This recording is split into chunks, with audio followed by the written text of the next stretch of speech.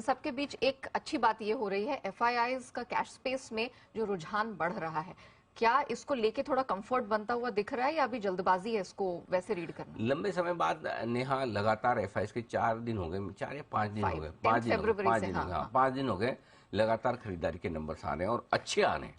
1570 करोड़ के आसपास की खरीदारी कैश मार्केट की छोटी नहीं होती है। उसके साथ साथ 875 करोड़ के आसपास के इंडेक्स फ्यूचर्स भी, स्टॉक फ्यूचर्स भी खरीदे हैं और इंडेक्स अगर बेचा भी है तो 350 करोड़ का, की जो ज्यादा नहीं है। तो एक चीज क्लियर कट है कि और ये बात कल मैं और दीप कर भी रहे थे कि अब धीमे धीमे जो है ना हमारी अंडर परफॉर्मेंस थी ग्लोबल मार्केट्स के मुकाबले में, हम कम बढ़ रहे थे, वो पिछले 2-3 दिनों से बदलती हुई दिखी है, पहली चीज।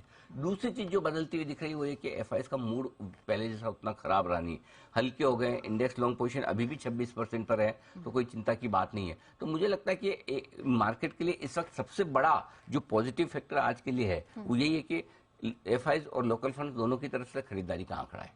और वो खरीदारी का आंकड़ा आज एक और डेटा में पढ़ रहा था कि ओवरऑल म्यूचुअल फंड का जितना एयूएम है, सारे म्यूचुअल फंड में जितने इक्विटी का पैसा है, जितना इन्वेस्टर्स ने लगा रखा है, उसका 17% हिस्सा एसआईपी से आने लगा है। इस डेटा की बड़ी इंपॉर्टेंस है।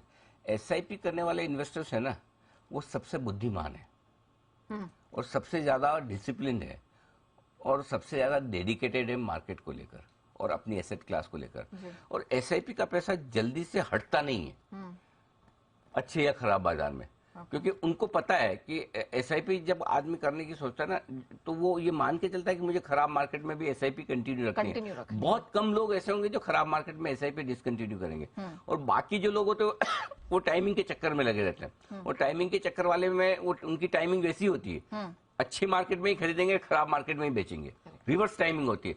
सो एसआईपी का प्रोपोर्शन अगर ओवरऑल म्यूचुअल फंड का जो पोर्टफोलियो है, एयूएम है, उसमें जितना ज्यादा बढ़ेगा वो म्यूचुअल फंड्स और मार्केट को स्टेबिलिटी देता है। ये पैसा जल्दी से निकलता नहीं और आना भी जल्दी से बंद नहीं होता।